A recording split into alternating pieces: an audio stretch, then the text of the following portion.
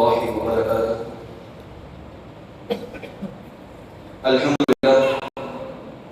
الحمد لله رب العالمين والعاقبة للمتقين والصلاة والسلام على أشرف الأنبياء والمرسلين نبينا محمد وآله وأصحابه أجمعين ومن تبعهم بإحسان إلى يوم الدين. أما بعد. புகழும் புகழ்ச்சியும் ஏக இறைவனாகிய அல்லாஹ்வுக்கே உரித்தாகுக. ஸலவாத்தும் சாந்தியும் சமாதானமும் எம்பெருமானார் முஹம்மது முஸ்தபா ஸல்லல்லாஹு அலைஹி வஸல்லம் அவர்களின் மீதும், அவர்களை அப்படியே அடிபெறலாமல் பின்தொடர்ந்த சஹாபாக்களின் மீதும், தாபீன்களின் மீதும், தபோ தாபீன்களின் மீதும், இன்னும் இந்த மார்க்கத்திற்காக பாடுபட்ட நல்ல அறிஞர்களின் மீதும், இந்த அக்ஸா பள்ளியில் வாரந்தோறும் நடக்கக்கூடிய இந்த ஹதீஸினுடைய வகுப்பிலே அமர்ந்து ரசூலுல்லாஹி ஸல்லல்லாஹு அலைஹி வஸல்லம் அவர்கள் என்ன சொல்லியிருக்கின்றார்கள் என்ற விஷயத்தை தெரிந்து அதை தன்னுடைய வாழ்வில் நடைமுறைப்படுத்த இருக்கக்கூடிய நம் அனைவரின் மீதும் அல்லாஹ்வின் வற்றா பெருங்கருணை என்றென்றும் நின்று நிலவட்டுமாக என்று கூறிய வண்ணம் என்னுடைய உரையை ஆரம்பம் செய்கின்றேன். ரசூலுல்லாஹி ஸல்லல்லாஹு அலைஹி வஸல்லம் அவர்கள் சொல்லக்கூடிய ஒரு சஹீஹான ஹதீஸ் சஹீஹுல் முஸ்லிமினுடைய 4923வது ஹதீஸாக இடம்பெற்றிருக்கிறது. அபூ ஹுரைரா ரலியல்லாஹு அன்ஹு அவர்கள் அறிவிக்கின்றார்கள், ரசூலுல்லாஹி ஸல்லல்லாஹு அலைஹி வஸல்லம் அவர்கள் சொன்னார்கள், நாளை மறுமை நாளில் 3 நபர்கள் முதலாவதாக அவர்கள் நரகத்தில் நுழைவார்கள். அந்த 3 நபர்களுக்கு முதலாவதாக அந்த ஹிசாப் கிதாப் கணக்கு வழக்குகள் அவர்களுக்கு பார்க்கப்பட்டு 3 பேரையும் அல்லாஹ் சுப்ஹானஹு வ தஆலா நரகத்தில் கொண்டு அவர்களை வீசுவான். அவர்கள் யாராக இருக்கும் என்று சொன்னால் மிகப்பெரிய பாவம் செய்தவர்கள் எல்லாம் கிடையாது. மிகப்பெரிய பாவம் செய்தவர்களோ அல்லது எவ்வளவு மிகப்பெரிய தண்டனைக்குரிய குற்றங்களை செய்தவர்களா என்று கேட்டால் அப்படியான குற்றங்களை எல்லாம் அவர்கள் செய்யவில்லை. மாறாக அவர்கள் செய்தது ஒரே ஒரு சின்ன தவறுதான். அதன் காரணமாக அவர்கள் நரகம் நுழைய இருக்கின்றார்கள். யார் இந்த 3 நபர்கள் என்று சொன்னால், முதலாவதாக அல்லாஹ் சுப்ஹானஹு வ தஆலா ஒரு மனிதனை அழைப்பான். அந்த மனிதன் யார் என்று சொன்னால், அல்லாஹ்வுக்காக இந்த உலகத்தில் போர் புரிந்து அல்லாஹ்வுக்காக தன்னுடைய உயிரை விட்ட ஒரு ஷஹீத், அல்லாஹ்வுடைய பாதையில் கொல்லப்பட்ட ஒரு ஷஹீத். அந்த ஷஹீதை அல்லாஹ் சுப்ஹானஹு வ தஆலா அழைப்பான். அழைத்து அல்லாஹ் சுப்ஹானஹு வ தஆலா அந்த ஷஹீதிடத்திலே கேட்பான், நான் உனக்கு இந்த உலகத்தில் அருட்படைகளை தந்தேனா? அதாவது அல்லாஹ் சுப்ஹானஹு வ தஆலாவுடைய அருட்படை என்று சொன்னால் நாம் வெறும் காசு பணம் என்று நினைத்துக் கொண்டிருக்கிறோம். ஆனால் அல்லாஹ் சுப்ஹானஹு வ தஆலா நமக்கு தந்த ஒவ்வொரு விஷயங்களும் அல்லாஹ்வுடைய மிகப்பெரிய ஒரு அருட்படை. நமக்கு அல்லாஹ் சுப்ஹானஹு வ தஆலா சுவாசிக்கக்கூடிய அந்த காற்றை தந்திருக்கிறான், அது மிகப்பெரிய ஒரு அருட்படை. அல்லாஹ் சுப்ஹானஹு வ தஆலா நமக்கு குடிக்கக்கூடிய தண்ணீரை தந்திருக்கிறான், அது மிகப்பெரிய ஒரு அருட்படை. நமக்கு நல்ல ஒரு உடல்நலத்தை தந்திருக்கிறான், நாமே நடக்கின்றோம், நாமே சொல்லுகின்றோம், நாமே எல்லா விஷயங்களையும் செய்கின்றோம். இது அல்லாஹ்வுடைய மிகப்பெரிய ஒரு அருட்படை. இந்த மாதிரியாக அல்லாஹ் சுப்ஹானஹு வ தஆலா ஒரு மனிதனுக்கு மிகப்பெரும் சக்தியை, உடல் வலிமையை அல்லாஹ் சுப்ஹானஹு வ தஆலா கொடுத்து இந்த உலகத்தில் மிகப்பெரிய ஒரு அருட்படை பெற்றவனாக ஒரு மனிதன் இருக்கின்றான். அந்த அருட்படைகளை பற்றி அல்லாஹ் சுப்ஹானஹு வ தஆலா கேட்கின்றான், உனக்கு நான் அருட்படைகளை தந்தேனா? அந்த அருட்படைகளை வைத்து நீ என்ன செய்தாய்?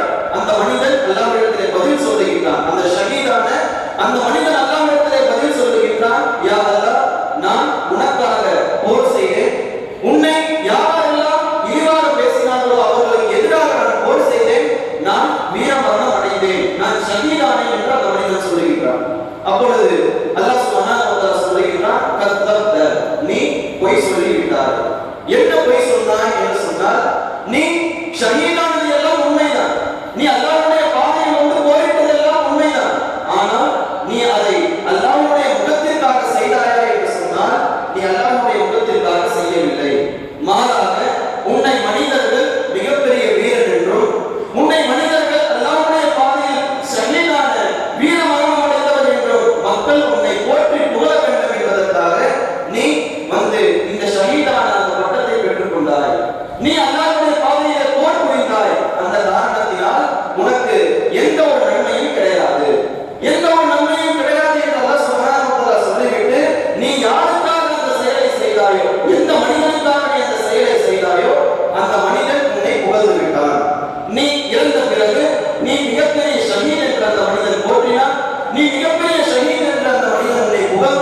இன்னும் மக்கள் எல்லாம் உன்னை மிகப்பெரிய ஷஹீத் என்று சொன்னார்கள். நீ யாரிடத்தில் கூலியை எதிர்பார்த்தாயோ அந்த விஷயம் உனக்கு கிடைத்து விட்டது.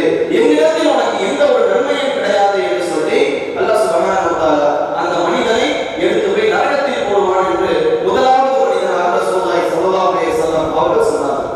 இரண்டாவது மனிதன் யார் என்று சொன்னால் மிகப்பெரிய ஒரு ஆலிம். அல்லாஹ்வுடைய மார்க்கத்தை தெரிந்து கொள்வதற்காக சிறு வயதிலிருந்து அவர் தன்னுடைய வாழ்க்கையை அர்ப்பணித்த ஒரு ஆலிம், மிகப்பெரிய ஒரு காரி, அதாவது குர்ஆனை மனனம் செய்து அதை மக்களுக்கு தொழ வைத்தவர். இப்படிப்பட்ட ஒரு ஆலிமையின் காரியாக இருக்கக்கூடிய ஒரு மனிதர் அல்லாஹ்விடத்திலே வருவார். அப்பொழுது அல்லாஹ் சுப்ஹானஹு வ தஆலா அந்த மனிதரிடத்திலே கேட்பான், யார் நான் உனக்கு அருட்கொடைகள் செய்தேனா? உனக்கு தந்த அருட்கொடைகள் உனக்கு எப்படியான ஒரு அருட்கொடைகளை தந்தேன்? நான் மிகப்பெரிய ஒரு ஆலிமாக இருந்தேன். அந்த மனிதன் சொல்லுவான் அல்லாஹ்விடத்திலே, நான் மிகப்பெரிய ஒரு ஆலிமாக இருந்தேன், நான் மிகப்பெரிய ஒரு காரியாக இருந்தேன். யாருக்காக இருந்தேன் என்று சொன்னால், யா அல்லாஹ் உன்னுடைய முகத்திற்காக இருந்தேன் என்று அந்த மனிதன் அல்லாஹ்விடத்திலே சொல்லுவான். அப்பொழுது அல்லாஹ் சுப்ஹானஹு வ தஆலா அந்த மனிதனையும் பார்த்து சொல்லுவான், கத்தப்த, நீயும் பொய் சொல்லுகிறாய். ஏன் பொய் சொல்லுகிறாய் என்று அல்லாஹ் சுப்ஹானஹு வ தஆலா விளக்கம் சொல்லுகிறான். நீ மிகப்பெரிய ஆலிம் தான். உன்னுடைய சிறு வயதிலிருந்து நீ அல்லாஹ்வுடைய பாதையில் மார்க்க கல்வியை கற்க வேண்டும் என்ற நோக்கத்தில் நீ மார்க்க கல்வியை கற்றுக்கொண்டாய். ஆனால் நீ எதற்காக அதை கற்றுக்கொண்டாய் என்று சொன்னால், உன்னை மனிதர்கள் போற்ற வேண்டும், உன்னை மனிதர்கள் புகழ வேண்டும். இவர் மிகப்பெரிய ஒரு ஆலிம், இவர் நன்றாக பயான் பேசுவார், இவர் நன்றாக குர்ஆனை அழகாக இவர் ஓதுவார் என்று சொல்லி மக்கள் உன்னை புகழ வேண்டும் என்பதற்காக நீ அந்த செயலை செய்தாய். இதனால் உனக்கு மக்களிடத்தில் நீ எதை எதிர்பார்த்தாயோ அந்த விஷயம் உனக்கு கிடைத்து விட்டது. என்னிடத்தில் உனக்கு எந்த ஒரு நன்மையும் கிடையாது என்று சொல்லி அல்லாஹ் சுப்ஹானஹு வ தஆலா அந்த மனிதனையும் எடுத்து நரகத்தில் போடுவான். மூன்றாவதாக ஒரு மனிதர் வருவார். அவர் யார் என்று சொன்னால் மிகப்பெரிய செல்வந்தர். அல்லாஹ் சுப்ஹானஹு வ தஆலா இந்த உலகத்தில் அவருக்கு அருட்கொடையாக கொடுத்தது செல்வங்கள், மிகப்பெரிய சொத்துக்களை அவர் வைத்திருந்தார். ஆனால் அந்த சொத்துக்களை அவர் தவறாக பயன்படுத்தினார் கேட்டால் தவறாக அவர் பயன்படுத்தவில்லை. மாறாக அவர் தான தர்மங்களை செய்தார், நல்ல அல்லாஹ்வுடைய பாதையிலே செலவு செய்தார். அனைத்து விதமான நன்மையான காரியங்களிலும் தன்னுடைய பணத்தை, தன்னுடைய பொருளாதாரத்தை அவர் செலவிட்டார். அந்த மனிதனை அல்லாஹ் சுப்ஹானஹு வ தஆலா கேட்கிறான், நீ இதையெல்லாம் யாருக்காக செய்தாய்? அப்ப இந்த மனிதன் அல்லாஹ்விடத்திலே சொல்லுவான், யா அல்லாஹ் உன்னுடைய முகத்திற்காக செய்தேன். அந்த மனிதனிடத்திலும் அல்லாஹ் சுப்ஹானஹு வ தஆலா சொல்லுவான், கத்தப்த, நீயும் பொய் சொல்லுகிறாய்.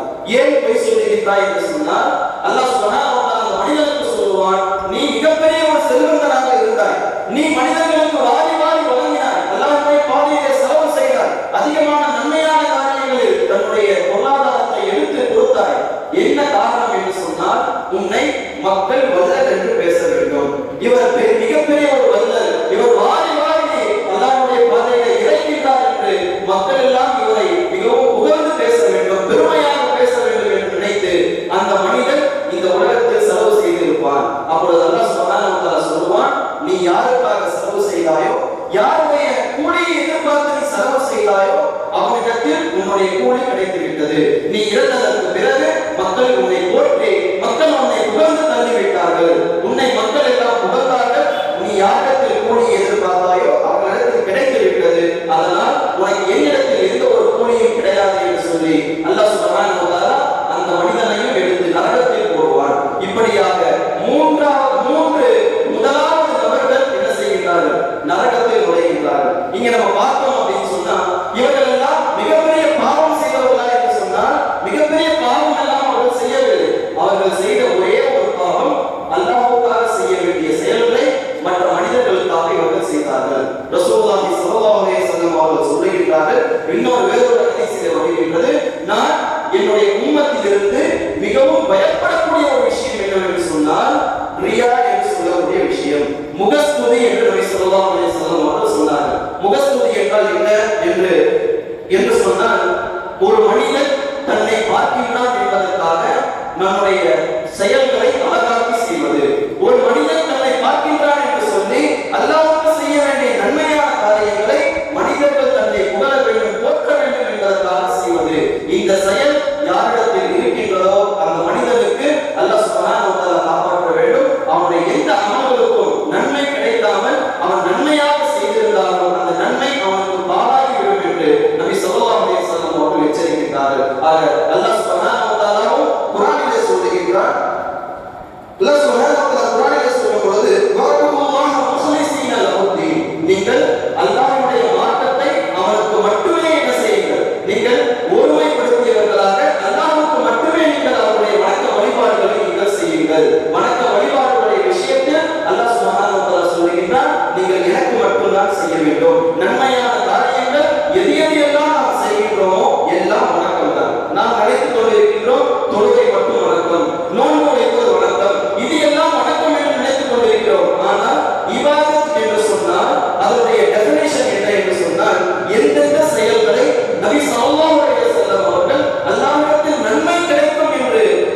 சொல்லி இருக்கின்றார்களோ அனைத்து செயல்களும் இபாதத்தில் என்ன செய்யும்? அது வரும். ஆக இபாதத்துடைய விஷயத்தில் முழுக்க முழுக்க நாம் அல்லாஹ்வை மட்டுமே சார்ந்திருக்க வேண்டும், அல்லாஹ்வுக்கு மட்டுமே செய்ய வேண்டும். அதை தான் அல்லாஹ் சுப்ஹானஹு வ தஆலா நம்மிடம் இருந்து எதிர்பார்க்கிறார். அல்லாஹ் சுப்ஹானஹு வ தஆலா சூரத்துத் தஹ்ரிலே சொல்லும் பொழுது அல்லாஹ் சுப்ஹானஹு வ தஆலா சொல்கிறார், இன்னமா நுத்இமுக்கும் லிவஜ்ஹில்லாஹி லா நுரீது மின்கும் ஜஸாஅன் வலா ஷுக்கூரா. அவர்கள் என்ன செய்வார்கள்? சில மனிதர்கள் சொர்க்கவாசிகளுடைய பண்பை அல்லாஹ் சுப்ஹானஹு வ தஆலா பேசுகிறார். அவர்கள் இந்த உலகத்தில் ஒரு மனிதருக்கு உணவளித்தார்கள் என்று சொன்னால் அவர்கள் சொல்லுவார்கள், நான் இந்த உணவை உனக்கு அளித்தது அல்லாஹ்விடத்திலே நன்மையை எதிர்பார்த்து, நீ என்னை புகழ வேண்டுமோ, நீ என்னை போற்ற வேண்டும் என்று சொல்லினால் உனக்கு உணவளிக்கவில்லை, நீ மாறாக எனக்கு நீ நன்றியை கூட நீ சொல்ல தேவையில்லை என்று செய்வார்கள். அந்த மனிதர்கள் சொல்லுவார்கள் என்று அல்லாஹ் சுப்ஹானஹு வ தஆலா சொல்கிறான். ஆக நம்முடைய நியத்தை நாம் முதலில் சரி செய்ய வேண்டும். நம்முடைய எண்ணத்தை நாம் சரி செய்தால் மட்டும்தான் நாம் செய்யக்கூடிய சின்ன சின்ன அமல்களுக்கும் அல்லாஹ் சுப்ஹானஹு வ தஆலா மிகப்பெரிய கூலியை அல்லாஹ் சுப்ஹானஹு வ தஆலா தருகிறான். நம்முடைய நியத் சரியில்லாமல் நாம் எவ்வளவு பெரிய செயல்கள் செய்தாலும், எவ்வளவு பெரிய நன்மைகள் செய்தாலும் அதற்கான முழுமையான கூலியை அல்லாஹ் சுப்ஹானஹு வ தஆலா கொடுக்கவில்லை என்ற அந்த எச்சரிக்கையை நம்முடைய உள்ளத்தில் எடுத்துக்கொள்ள வேண்டும். நம்முடைய நியத்தை சரி செய்து அல்லாஹ் சுப்ஹானஹு வ தஆலா நமக்காக ஏற்படுத்தி வைத்திருக்கக்கூடிய அந்த சொர்க்கத்தில் அல்லாஹ் சுப்ஹானஹு வ தஆலா உங்களையும் என்னையும் போகச் செய்வானாக. அல்லாஹ் சுப்ஹானஹு வ தஆலா இங்கே நம்மை எப்படி ஒன்று கூட்டினானோ அதே போன்ற நாளை சொர்க்கத்திலும் உங்களுடைய குடும்பத்தையும் என்னுடைய குடும்பத்தையும் அல்லாஹ் சுப்ஹானஹு வ தஆலா ஜன்னத்துல் ஃபிர்தௌஸ் என்று சொல்லக்கூடிய உயர்ந்த சொர்க்கத்தில் அல்லாஹ் சுப்ஹானஹு வ தஆலா ஒன்று சேர்ப்பானாக.